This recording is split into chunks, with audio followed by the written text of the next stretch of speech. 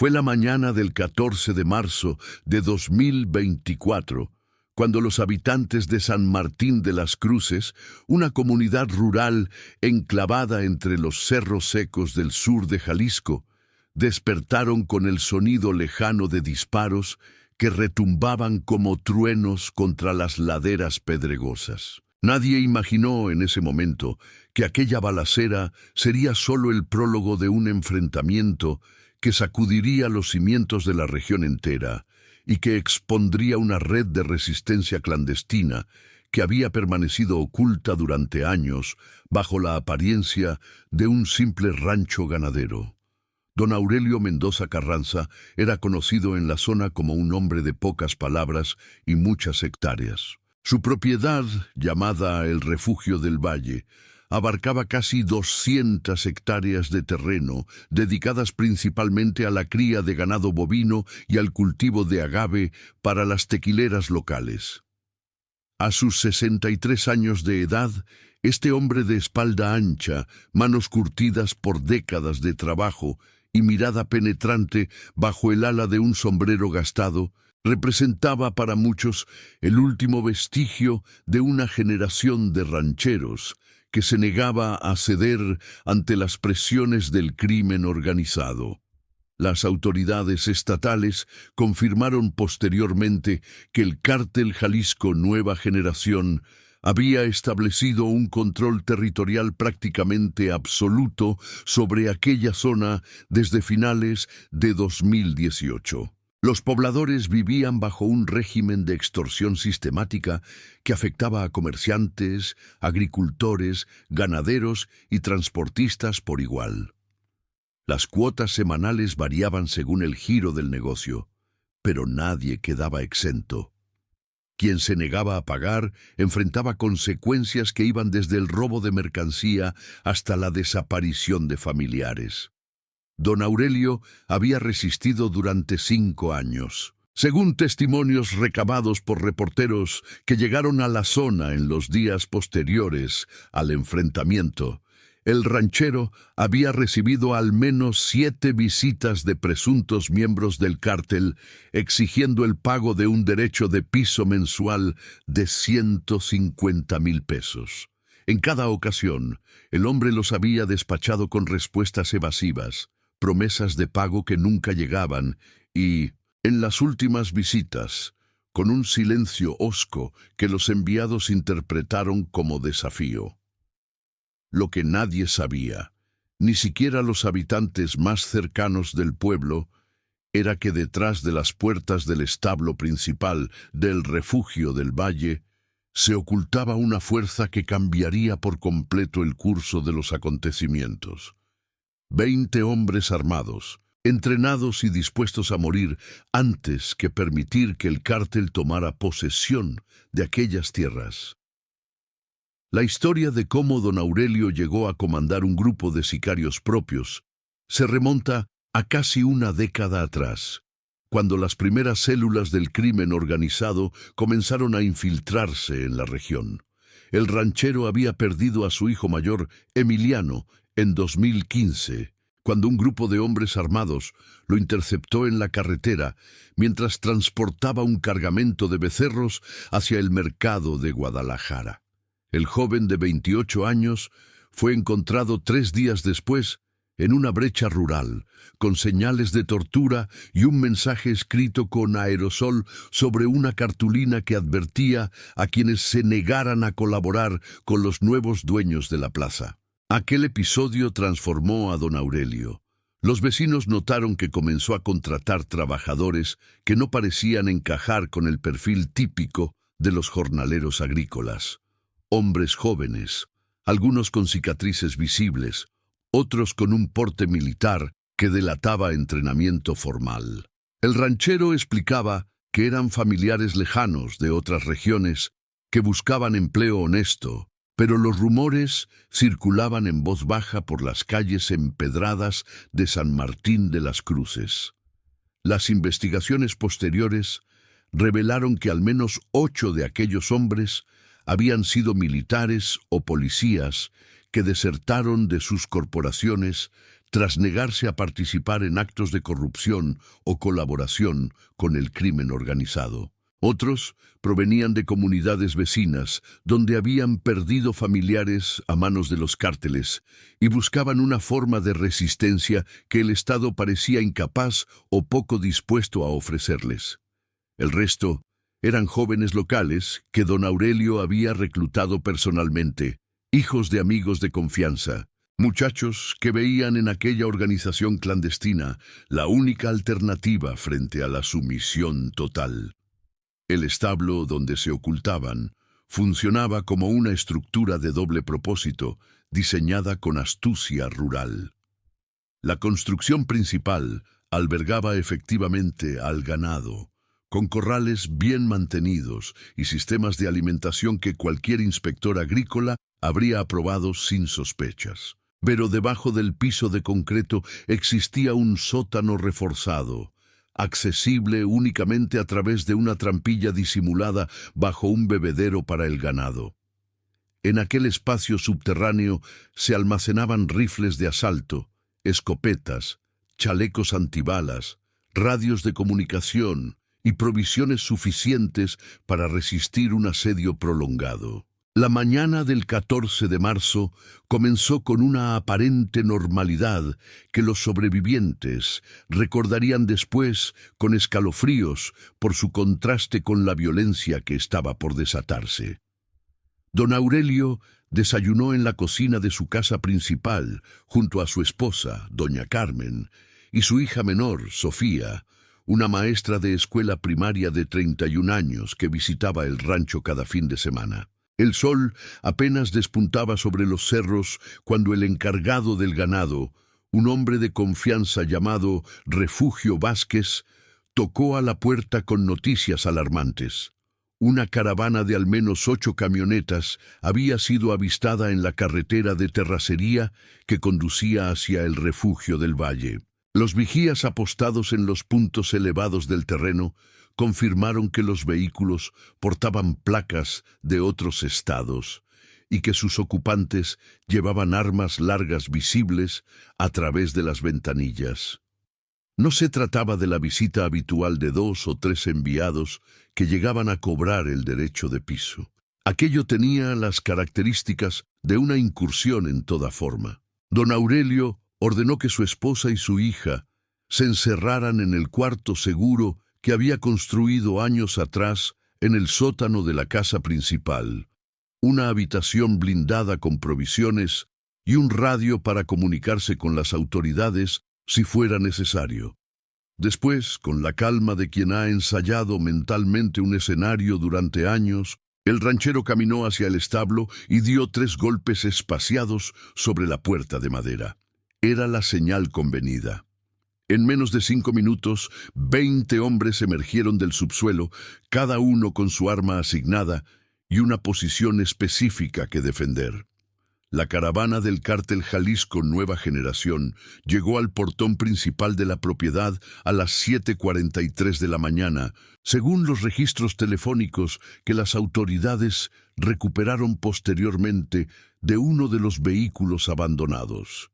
Al frente del convoy venía una camioneta negra blindada, de la que descendió un hombre conocido en la región como El Sabueso, un líder de célula local, cuya verdadera identidad fue identificada semanas después como Heriberto Zárate Montalvo, de 42 años de edad, originario de Tepatitlán, pero residente desde hacía una década en territorios controlados por la organización criminal. El Sabueso había recibido instrucciones directas de sus superiores en la jerarquía del cártel para resolver de una vez por todas el problema del ranchero rebelde. La paciencia de la organización se había agotado. Don Aurelio Mendoza representaba un mal ejemplo para otros ganaderos y comerciantes de la zona, que observaban con atención cómo un hombre podía negarse al pago durante años sin sufrir consecuencias visibles. Aquella mañana, el Sabueso traía consigo a 36 hombres armados, con la misión de ejecutar al ranchero frente a su familia, incendiar la propiedad y dejar un mensaje claro para cualquiera que considerara seguir su ejemplo. Lo que sucedió en las siguientes 2 horas fue reconstruido por investigadores de la Fiscalía General del Estado de Jalisco, a partir de testimonios de sobrevivientes, análisis balísticos, registros de cámaras de seguridad de propiedades vecinas y las declaraciones que algunos de los hombres de don Aurelio ofrecieron posteriormente bajo protección de identidad. La primera descarga de disparos provino del lado de los atacantes. Uno de los hombres del cártel abrió fuego contra un trabajador del rancho que caminaba desprevenido cerca del corral de ovejas, aparentemente confundiéndolo con un vigía armado. El jornalero, identificado después como Melquíades Herrera Soto, de 54 años, murió instantáneamente con 3 impactos en el torso. Su muerte desencadenó una respuesta inmediata desde las posiciones defensivas que don Aurelio había establecido. Los sicarios del rancho abrieron fuego desde puntos estratégicos distribuidos en un perímetro semicircular alrededor del acceso principal. El sabueso y sus hombres se encontraron de pronto bajo un fuego cruzado que no esperaban. Las camionetas de la caravana, aunque algunas contaban con blindaje parcial, no estaban diseñadas para resistir el tipo de emboscada coordinada que estaban enfrentando. En los primeros 10 minutos del enfrentamiento, 7 integrantes del cártel cayeron abatidos mientras intentaban buscar cobertura detrás de los vehículos. El sabueso ordenó una retirada táctica hacia una elevación rocosa ubicada a unos 200 metros del portón principal. Desde allí, sus hombres intentaron reagruparse y establecer una línea de fuego que les permitiera avanzar. Pero don Aurelio había anticipado exactamente esa maniobra. 3 de sus hombres más experimentados, exmilitares que habían servido en zonas de conflicto en el sur del país, se habían posicionado durante la noche anterior en trincheras camufladas sobre aquella misma elevación. Cuando los sicarios del cártel llegaron buscando refugio, encontraron en cambio una trampa mortal. Los reportes forenses describirían después el terreno como un escenario de guerra. Casquillos de diferentes calibres cubrían el suelo en un radio de más de 500 metros. Los cuerpos de los caídos mostraban heridas consistentes con combate a corta y mediana distancia. Las camionetas del cártel quedaron acribilladas, con los vidrios destrozados y las carrocerías perforadas por docenas de impactos. El sabueso logró sobrevivir la primera hora del enfrentamiento, refugiándose en una zanja de riego que atravesaba la propiedad. Desde allí, utilizando un teléfono satelital, solicitó refuerzos a otros puntos de la estructura criminal en la región. Aquella llamada sería interceptada posteriormente por las autoridades y se convertiría en una pieza clave para entender la magnitud de lo que estaba ocurriendo. En la grabación se escucha a un hombre visiblemente alterado describir la situación como una masacre y exigiendo apoyo aéreo, un helicóptero que la organización supuestamente poseía para operaciones de este tipo. Los refuerzos nunca llegaron. Las autoridades estatales, alertadas por llamadas de vecinos de comunidades cercanas que escuchaban la balacera, habían establecido retenes en las principales vías de acceso a la zona. Un convoy de 4 camionetas que intentó llegar en apoyo del sabueso fue interceptado en la carretera federal a la altura del poblado de El Tecolote. Los ocupantes abandonaron los vehículos y huyeron hacia la sierra, dejando atrás un arsenal que incluía granadas de fragmentación, lanzacohetes y un dron equipado con cámara térmica. De regreso en el refugio del valle, el combate alcanzó su momento más crítico alrededor de las 9 de la mañana. Los hombres del cártel, que aún quedaban en pie, intentaron una última ofensiva desesperada. Avanzaron en formación dispersa hacia la casa principal.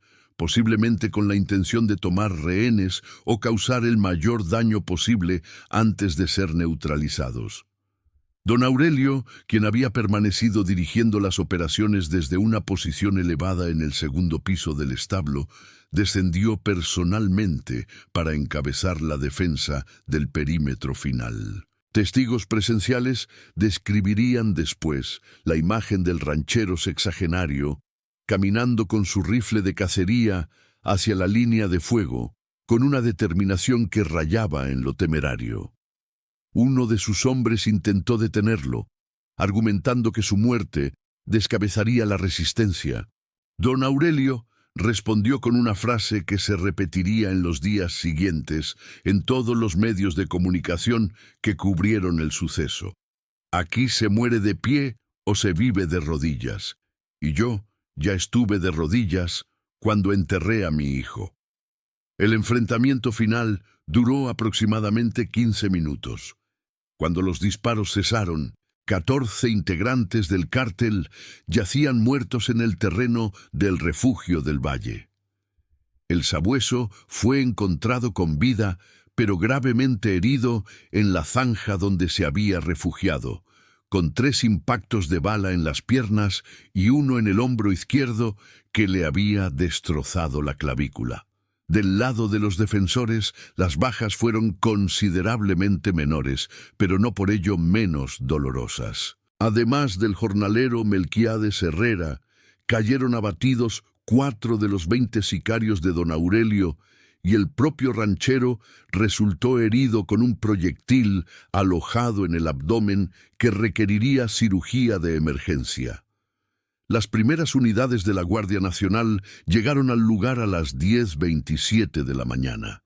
Para entonces, los sobrevivientes de ambos bandos habían dejado de disparar. Los hombres de don Aurelio, siguiendo instrucciones que el ranchero había dejado para este escenario, depositaron sus armas en un punto visible del terreno y se identificaron como civiles que habían actuado en defensa propia. La escena que encontraron los elementos federales fue descrita en el informe oficial como uno de los enfrentamientos más violentos registrados en la región en los últimos 5 años.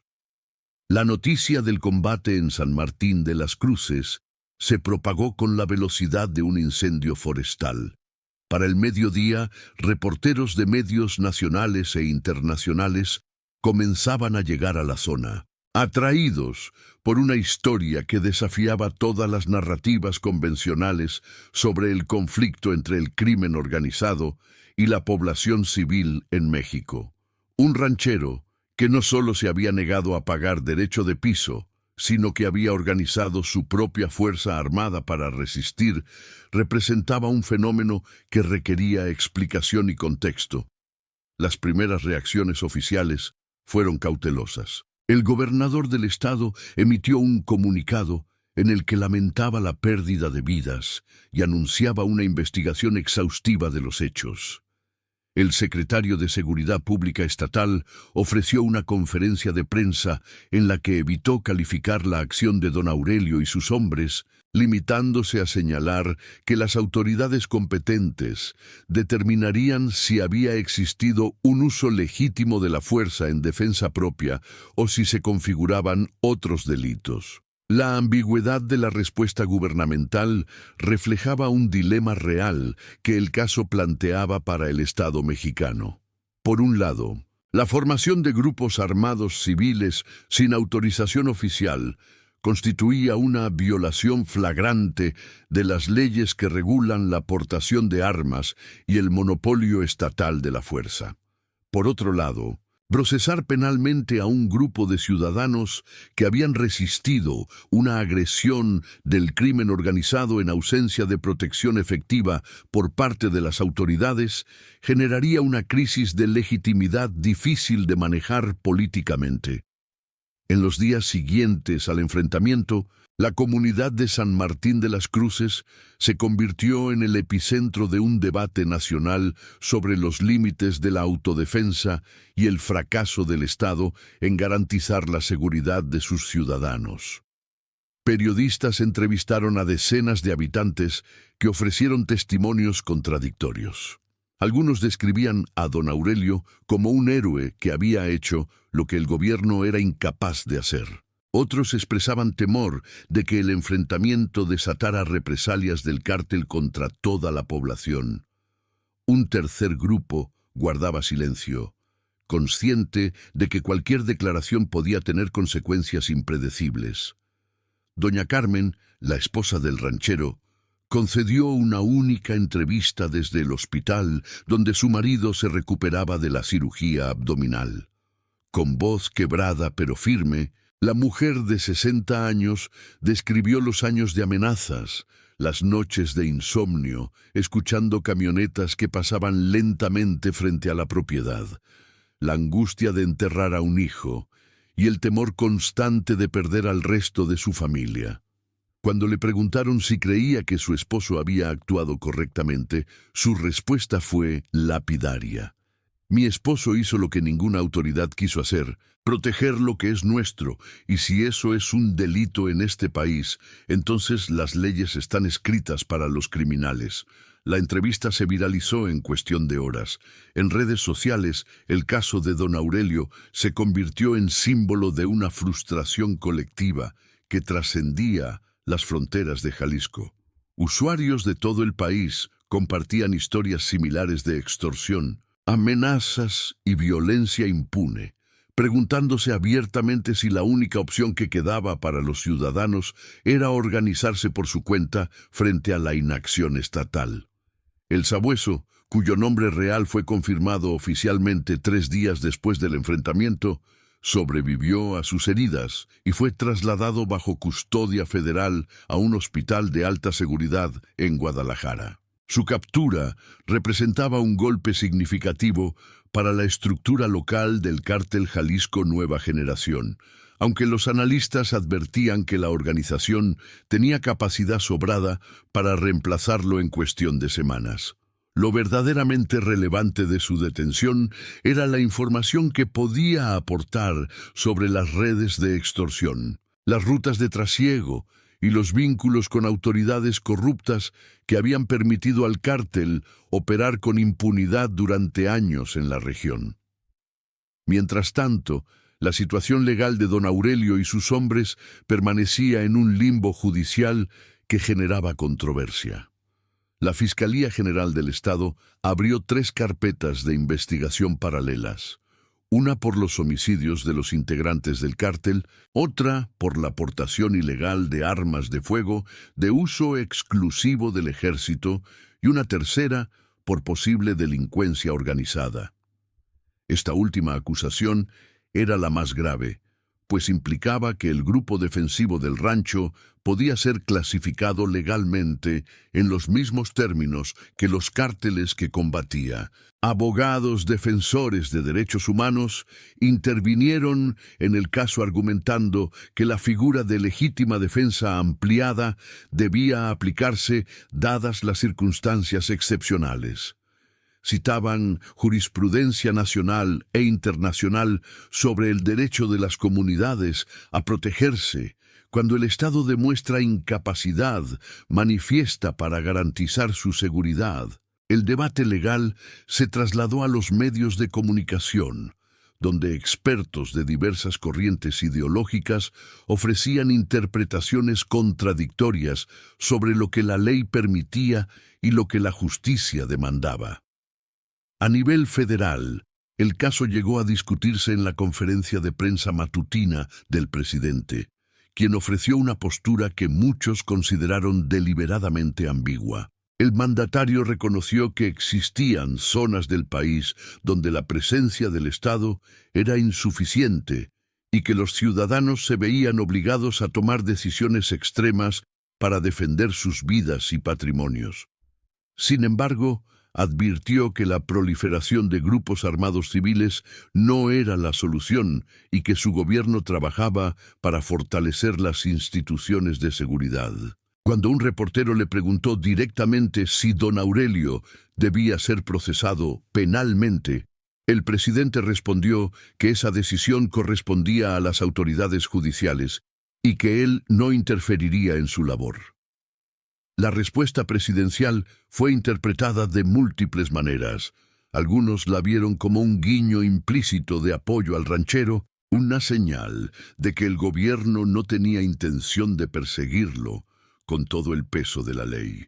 Otros la criticaron como una evasión de responsabilidad, una manera de lavarse las manos ante un problema que exigía una postura clara.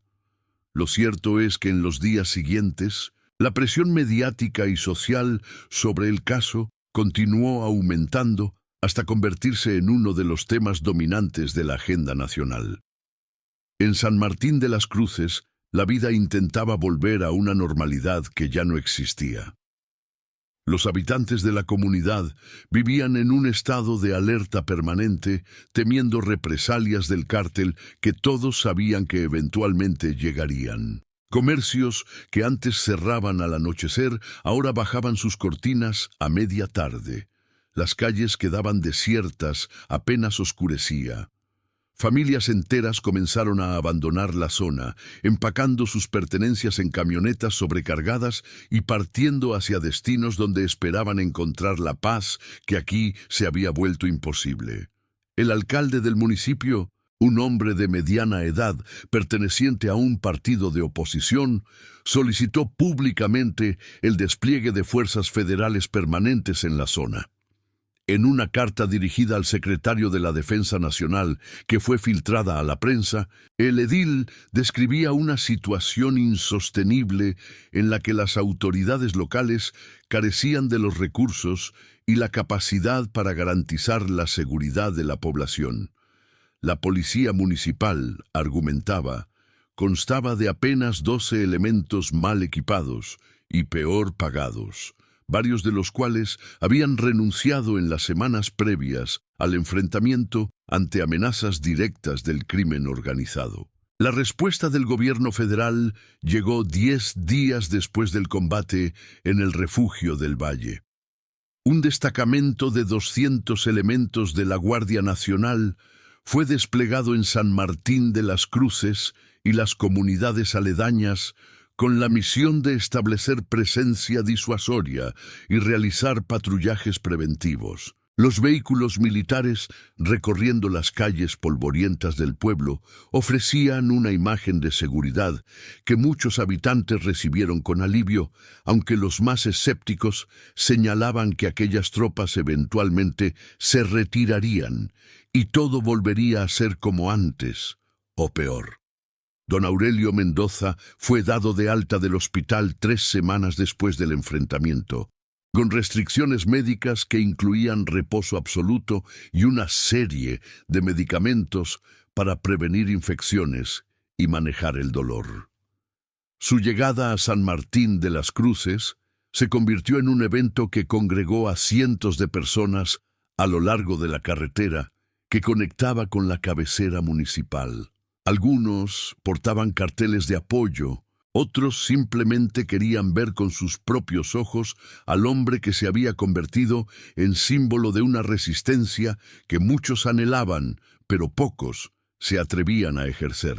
El ranchero evitó hacer declaraciones públicas extensas, limitándose a agradecer el apoyo recibido y a pedir respeto para su familia en un momento que describió como difícil.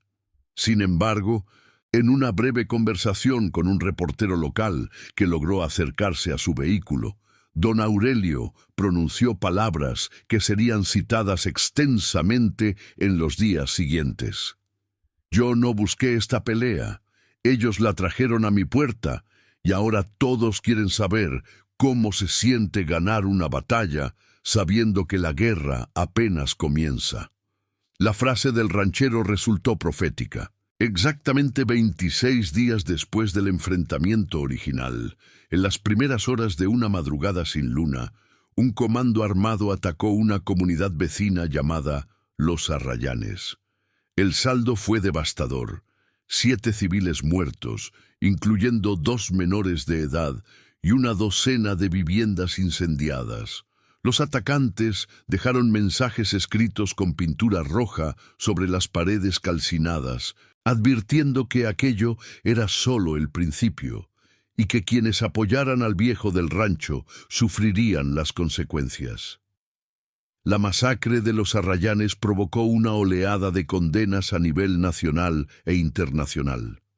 Organizaciones de derechos humanos exigieron una investigación inmediata y la protección de las comunidades en riesgo. El Alto Comisionado de las Naciones Unidas para los Derechos Humanos emitió un comunicado expresando preocupación por la escalada de violencia y llamando al Estado mexicano a cumplir sus obligaciones de protección hacia la población civil. Las autoridades respondieron con un operativo de búsqueda que movilizó a cientos de elementos federales y estatales hacia la sierra, donde se presumía se habían refugiado los atacantes.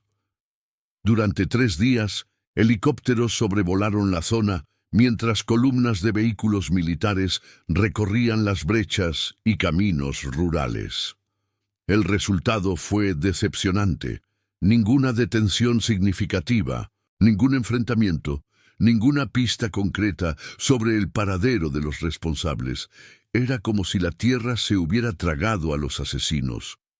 En San Martín de las Cruces, el ambiente se tornó irrespirable. Los habitantes que habían expresado públicamente su apoyo a don Aurelio comenzaron a recibir amenazas por diversos medios, llamadas telefónicas en la madrugada, mensajes escritos dejados bajo las puertas, visitas de desconocidos que hacían preguntas incómodas en los comercios locales. El miedo se instaló como una presencia tangible que impregnaba cada conversación, cada mirada, cada silencio. El ranchero convocó a una reunión en su propiedad a la que asistieron representantes de varias comunidades de la región. Lo que se discutió en aquel encuentro solo se conocería parcialmente a través de filtraciones posteriores. Pero los indicios apuntaban a un intento de organizar una red de defensa coordinada que abarcara un territorio más amplio. Don Aurelio argumentaba que la única manera de resistir las represalias era presentar un frente unido, una alianza de comunidades dispuestas a defenderse mutuamente ante cualquier agresión.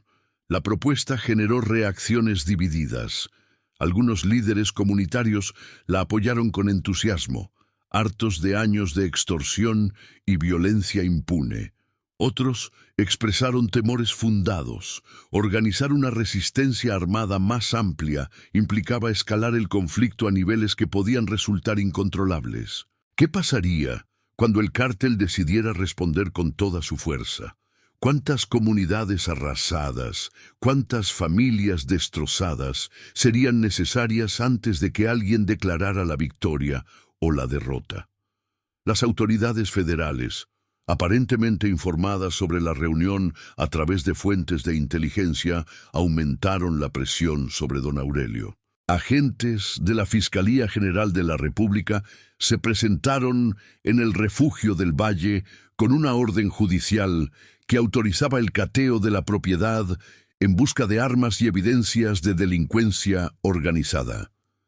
Durante 6 horas, los investigadores revisaron cada rincón del rancho, incluyendo el sótano del establo que había servido como escondite para los sicarios. Lo que encontraron ahí confirmó lo que ya se sospechaba: un arsenal considerable, municiones, equipos de comunicación y mapas detallados de la zona con anotaciones estratégicas.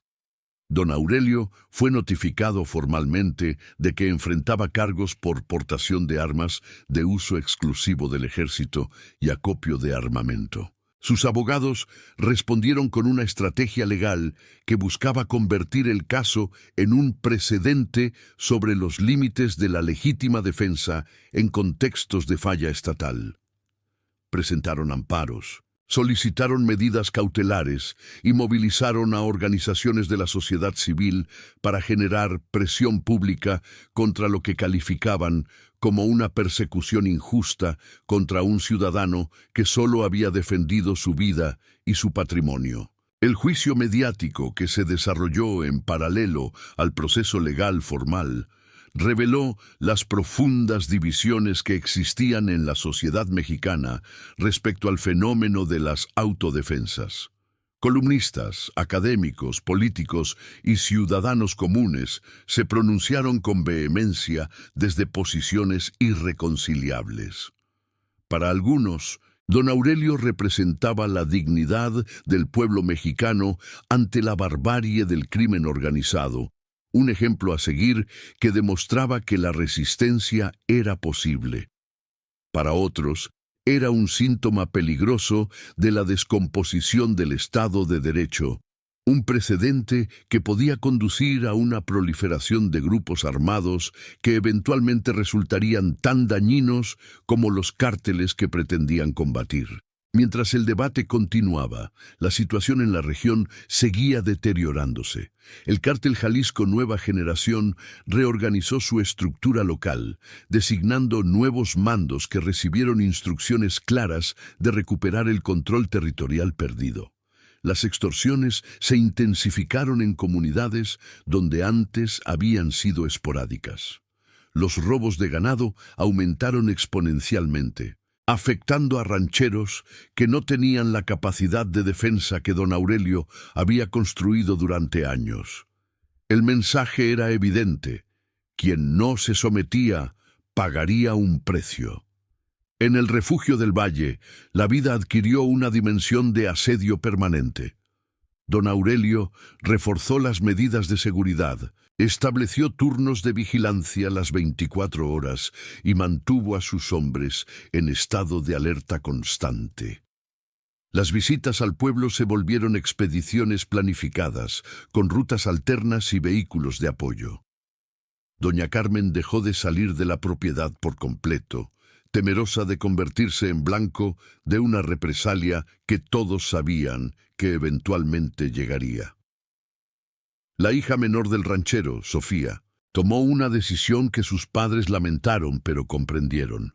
Renunció a su trabajo como maestra en la escuela primaria local y se trasladó a vivir con unos familiares en Aguascalientes, lejos del epicentro del conflicto. Antes de partir, concedió una entrevista a un medio digital en la que describió el costo humano de la situación.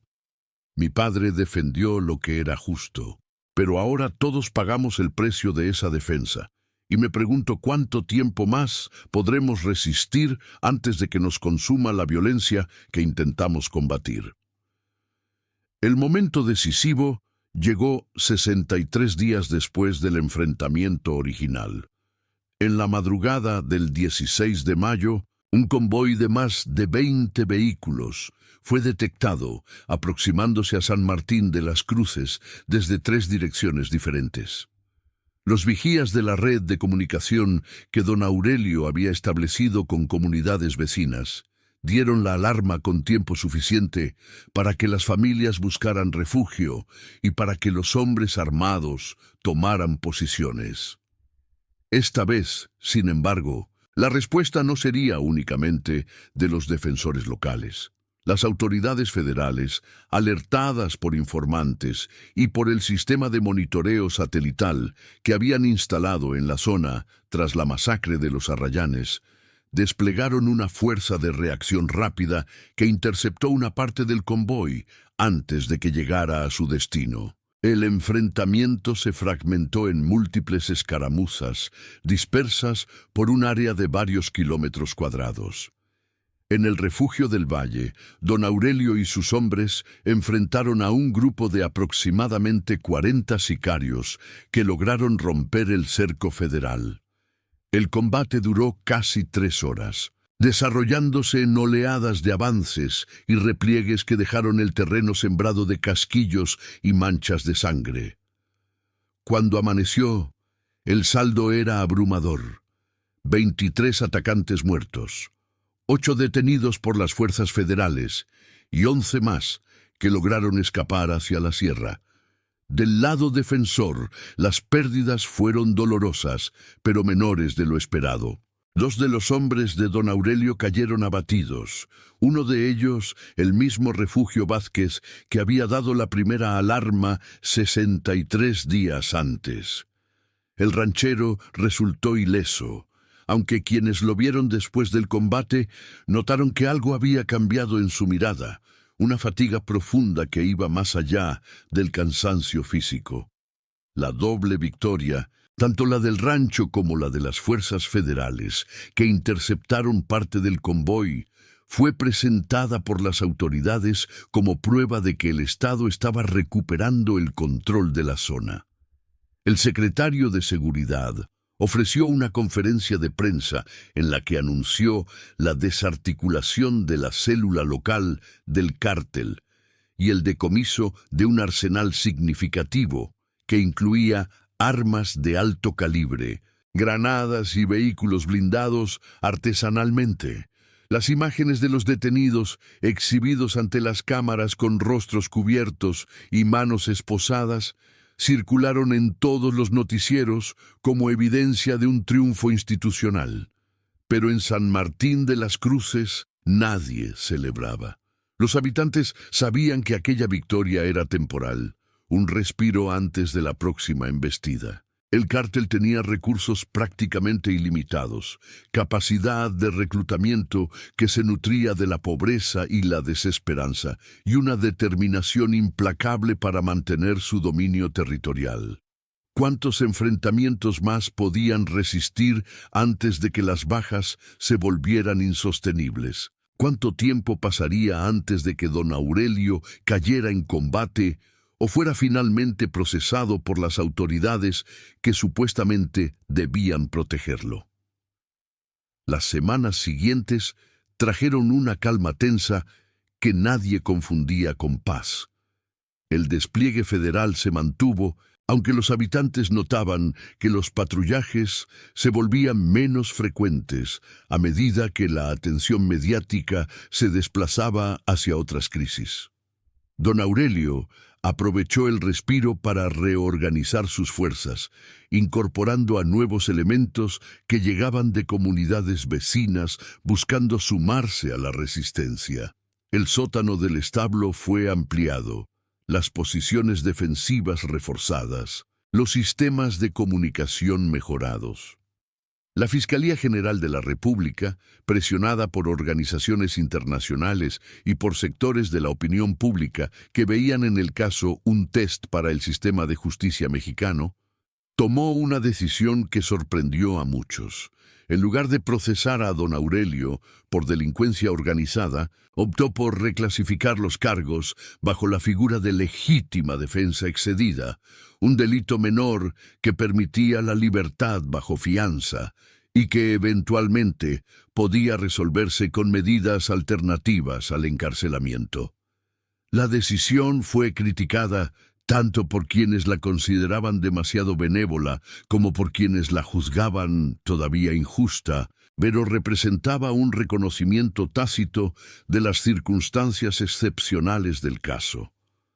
Don Aurelio aceptó las condiciones de la fianza y continuó viviendo en su rancho, ahora convertido en símbolo de una resistencia que inspiraba a unos y preocupaba a otros. En los meses siguientes recibiría visitas de políticos, periodistas, investigadores y curiosos de todo el país y del extranjero. Cada uno buscaba entender algo diferente. Unos querían conocer las tácticas defensivas que habían funcionado contra el cártel. Otros querían documentar el fenómeno sociológico de las autodefensas.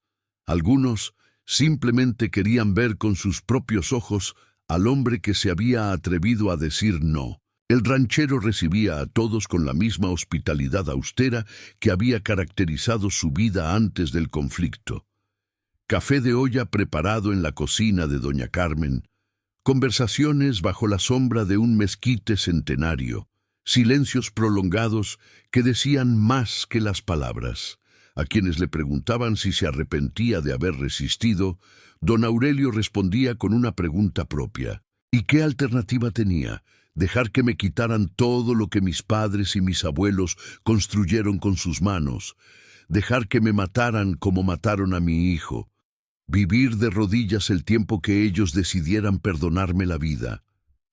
Nadie tenía una respuesta satisfactoria para esa pregunta, y quizás esa era precisamente la tragedia que el caso de San Martín de las Cruces exponía ante el país. La ausencia de opciones dignas para millones de ciudadanos atrapados entre la violencia del crimen organizado y la ineficacia de un Estado que no podía o no quería protegerlos.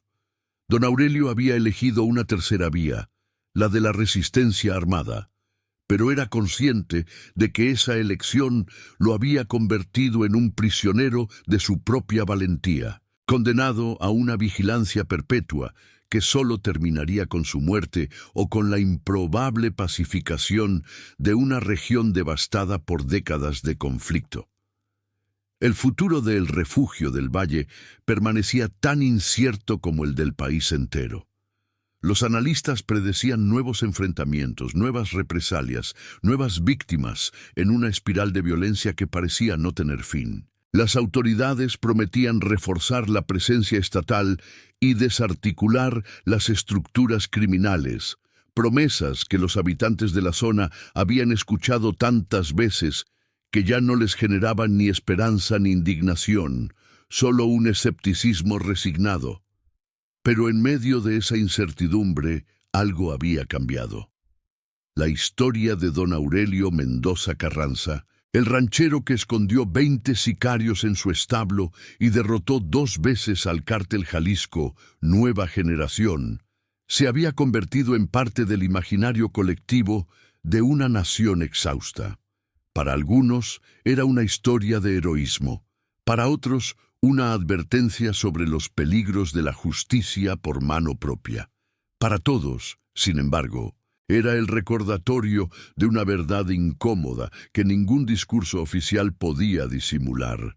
Cuando el Estado abandona a sus ciudadanos, estos se ven obligados a tomar decisiones que ninguna sociedad civilizada debería exigirles. El sol se ponía sobre los cerros de San Martín de las Cruces, mientras don Aurelio recorría los límites de su propiedad en la inspección vespertina que realizaba cada día. A lo lejos, las luces de las camionetas de la Guardia Nacional parpadeaban sobre la carretera, ofreciendo una ilusión de seguridad que el ranchero sabía frágil. En algún lugar de la sierra, los remanentes del cártel se reorganizaban, planeaban, esperaban. La guerra no había terminado, apenas se había transformado en una tregua armada cuya duración nadie podía predecir. Don Aurelio se detuvo frente al corral donde sus caballos pastaban ajenos al drama humano que los rodeaba. Encendió un cigarro, el único vicio que se permitía, y contempló el horizonte teñido de naranjas y violetas. En algún momento de los últimos meses, había dejado de imaginar un futuro más allá del próximo enfrentamiento, la próxima amenaza, la próxima decisión imposible. Su vida se había reducido a un presente perpetuo de vigilancia y resistencia, una existencia que no había elegido, pero que asumía con la misma determinación con que había asumido el rancho de sus padres décadas atrás. Cuando apagó el cigarro y emprendió el regreso hacia la casa principal, el ranchero escuchó a lo lejos el ladrido de los perros que custodiaban el perímetro. Podía ser cualquier cosa, un animal salvaje, un vehículo en la carretera, nada de importancia. Pero su mano se movió instintivamente hacia el rifle que llevaba colgado al hombro, y sus ojos escudriñaron las sombras del crepúsculo buscando movimientos sospechosos. Así vivía ahora, así viviría hasta que la muerte o un milagro lo liberaran de aquella carga. En la cocina, doña Carmen terminaba de preparar la cena mientras escuchaba en la radio las noticias de un país que parecía desmoronarse un poco más cada día. Al ver entrar a su esposo, la mujer le sirvió un plato de frijoles con arroz y tortillas recién hechas, el mismo alimento sencillo que habían compartido durante 40 años de matrimonio. No hacía falta hablar, ambos sabían lo que el otro pensaba, lo que temía, lo que esperaba contra toda esperanza. Afuera, la noche se instalaba sobre San Martín de las Cruces con la pesadez de un presagio. Los 20 hombres que habían sobrevivido los enfrentamientos tomaban sus posiciones nocturnas, relevando a los vigías del turno anterior con la eficiencia de una rutina 1000 veces repetida. Algunos fumaban, otros revisaban sus armas, y todos permanecían alerta ante cualquier señal de peligro. Eran los sicarios del ranchero, los defensores de una tierra que se negaba a ser conquistada, los protagonistas anónimos de una guerra que nadie había declarado oficialmente, pero que cobraba vidas con la regularidad de un conflicto reconocido. Y así, entre el silencio de la sierra y el murmullo lejano de un país que intentaba entender lo que estaba sucediendo en sus entrañas, la historia del refugio del valle continuaba escribiéndose con sangre, determinación y una esperanza terca que se negaba a morir, aunque todo pareciera indicar que debía hacerlo. El cártel volvería, las balas volverían a silbar sobre los campos de agave, y don Aurelio Mendoza Carranza estaría ahí para recibirlos, como los había recibido antes, de pie, con el rifle en las manos y la certeza de que algunas batallas valen la pena, aunque la guerra parezca imposible de ganar. Esta es la crónica de un enfrentamiento que sacudió a una nación, el relato de un hombre que eligió resistir cuando todos esperaban que se rindiera, la historia de una comunidad atrapada entre fuegos cruzados y de un Estado que llegaba siempre demasiado tarde. No hay finales felices en estas tierras, solo la persistencia obstinada de quienes se niegan a aceptar que el miedo sea el único destino posible. Y mientras existan hombres como don Aurelio, mientras haya establos que escondan secretos y ranchos que se conviertan en fortalezas, la guerra continuará librándose en los márgenes olvidados de un país que todavía no encuentra la manera de ofrecer a sus ciudadanos algo mejor que la elección entre la sumisión y la resistencia armada.